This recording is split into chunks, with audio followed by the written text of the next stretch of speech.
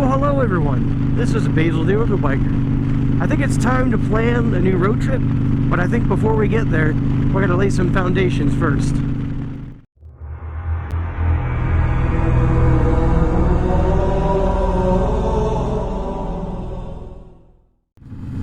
So it's that time of year again. I'm starting to get the itch for a motorcycle trip.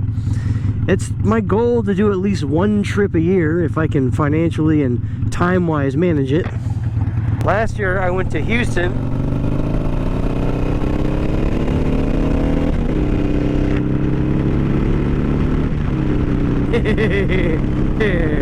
I love this bike. Anyways, last year I went to Houston for my friend Brian's Cruisemation. And the year before that, my very first motorcycle trip, I went to Kansas for my college graduation when I got my bachelor's degree.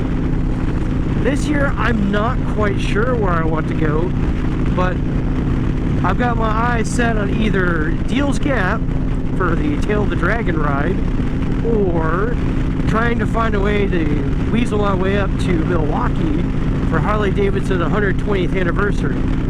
Either one of those trips would be an amazing experience for me. I've always wanted to ride Tail of the Dragon, but being there in Milwaukee for a Harley Davidson 120th anniversary party with Foo Fighters and Green Day, I mean, what more can I say about that? But before I make either such trips, some essential upgrades I think need to be done on this motorcycle to make it more amenable to such a longer trip.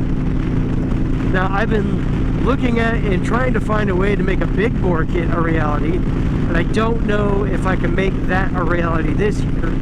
It's not impossible, but just looking realistically at finances, time, and other things, I don't know if I can get a big bore kit on in time before these events would take place.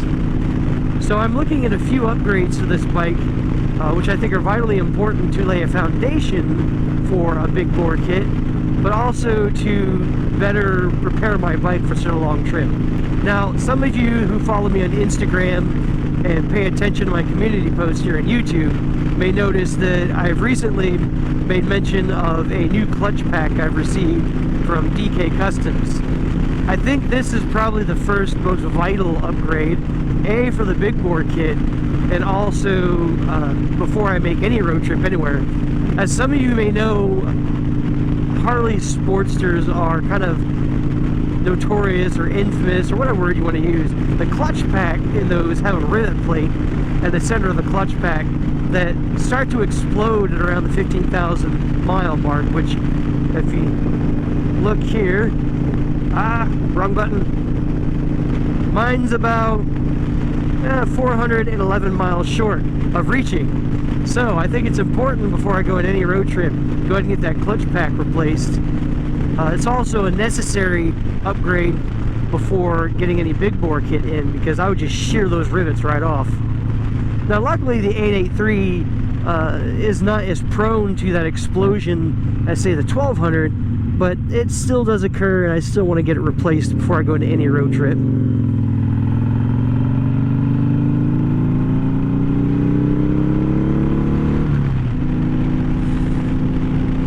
So I have the clutch pack in my garage.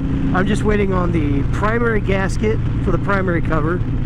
I'm going to do an oil change at the same time, and I need a torque wrench, and I forget what the last item is I need. Once I get all these items together, I'm going to go ahead and do a video, install video rather, of the clutch pack, which is not going to be, you know, terribly detailed. There's a million videos online of how to do a clutch pack install for Sportster, but you know, I have an Iron 883 2018, so I don't think there's too many differences. There might be some, but we'll do it anyways. The bike sounds awesome on this bridge. Too bad it's so cloudy out today. This is a beautiful area, beautiful scenery.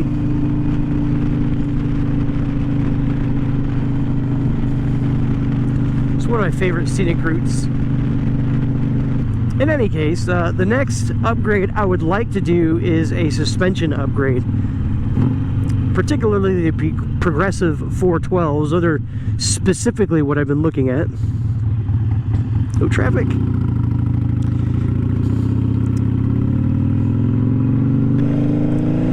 And the reason I want to upgrade the suspension is because the suspension travel on the Sportsters are notoriously short, as I'm about to discover. Oh, straight track. Oh, God. Anyways, the suspension travel on the Sportsters are notoriously short. So I want to get a slightly better suspension for this bike to be more amenable to trips like the one I'm planning on taking, and also to increase the ride height ever so slightly on the bike, because I don't know if some of you are aware of it or not, but scraping hard parts on this bike is not that hard. In fact, I scraped hard parts on this bike about a week or two ago, turning onto that road that leads to the bridge back there. Ooh, scrape peg. Actually, that was exhaust I scraped. Gosh dang it. And I think I've about ground the bolt down flat to the nut now at this point. So increasing the ride height will give me a little bit more lean angle on that side, and hopefully I'll stop scraping hard parts. Now, some people have mentioned suspension from Burly brands and other brands. I've got my eyes set on Progressive 412 because they're cheap and they offer, you know, what I want. If anybody else has recommendations towards a good suspension for a Sportster, please let me know in the comments below. There's so many choices out there for just about everything on this bike, because the aftermarket for this bike is huge. It's stupid. But in any case, so that's the next upgrade I want to do after the suspension.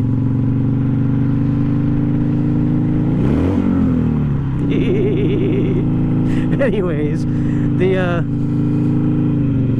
last upgrade I want to do to this bike is an exhaust upgrade. Now, I know, as you just saw, I probably don't need an exhaust upgrade, but as I said, I'm laying a foundation for the big bore kit planned down the road, and I want to get a 2-in-1 exhaust. 2-in-1 exhaust would be the greatest power increases over a standard 2-in-2 exhaust, and I think putting it on now would give me just a slight horsepower and torque increase. Not huge, but any little bit of increase would be useful on any road trip I'm about to take.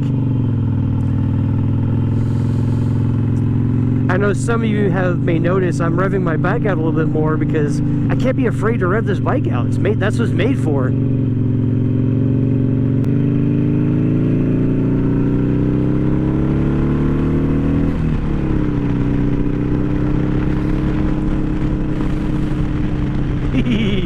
Anyways, what was I talking about? So yeah, I'm planning on getting a 2-in-1 exhaust. Well, I'm struggling over to what kind I should get. If I should get a, what brand for one, but there are also some really nice ones that are only in stainless steel. So do I need to be stuck on the black and the black, or would a stainless steel exhaust look okay on this bike? I'm not really sure, so I'm a little torn on that. But that's the last upgrade I'm going to do, so I've got time to decide.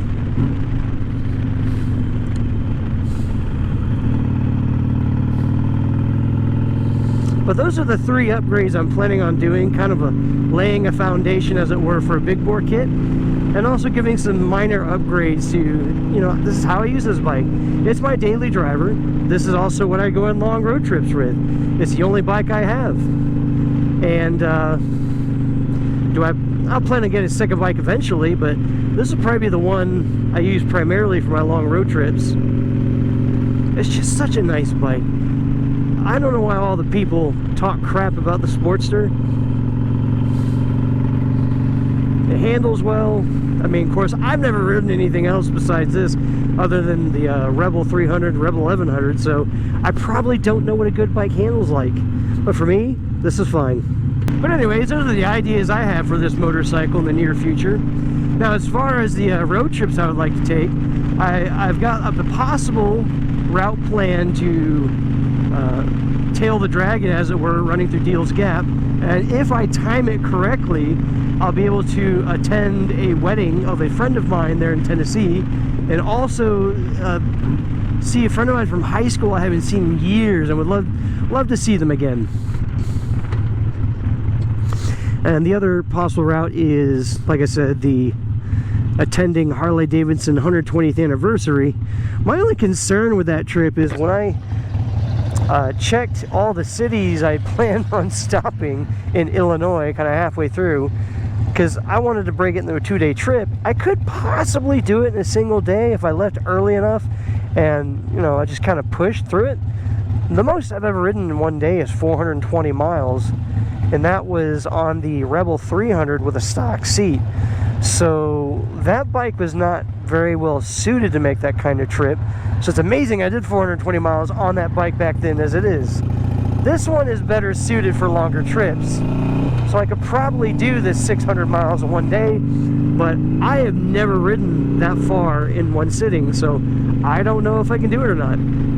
I don't have the endurance of some of these people, so we'll have to find out, kind of decide what I want to do. But back to what I was saying, I checked all the cities in Illinois about potential midpoints to stopping at like a hotel room or something. In every city I checked, there's like stupid crime rates. Like one city was like 1 in 59 chance of you being a victim of violent crime. I'm like, oh dear Lord, no thank you. So yeah, there's a lot of elements I have to consider in a motorcycle trip. Not only the safety of myself, but the safety of the motorcycle. And while moto camping is a fun idea or fun alternative, I have no camping gear. So I have to work on getting camping gear at some point for the future when I do plan on doing moto camping trips, but that is not right now or even this year. I don't make a heck of a lot of money, so I'm limited on finances, what I can do and can't do, as far as what I can get, where I can go, and stuff like that. So I'll have to just kind of chug through it and figure those things out as I go along. But I think I said all about what I wanted to say. Just plans for the motorcycle, plans for the future. If anybody else has any other ideas for a nice road trip, please let me know in the comments below. I'd be happy to have a discussion with you about it. But as always, if you like what you see, like what you hear, make sure you like, subscribe, and hit the bell icon in the lower right hand corner of the video so you get notifications of any content or videos I may put out in the future. And as always, ride safe, keep the two wheels on the ground, and God bless. You all have a nice day. I'm gonna enjoy the rest of this ride on this cloudy, muggy, cold, humid day. Peace out. Hello, cow. Brr. Ooh, I know. I can get 80/20 tires on this bike and we go scrambling. Of course, I'm not doing the TET. Heck, if I could do a fire road, I'd be lucky. I have no off-road experience. I'm just gonna stick to the pavement.